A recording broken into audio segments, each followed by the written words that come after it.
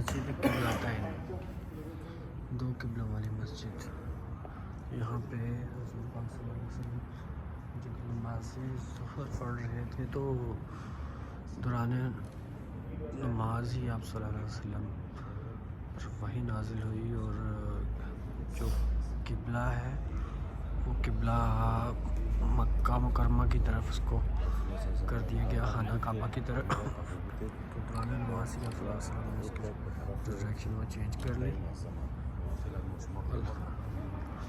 मस्जिद किबलतैन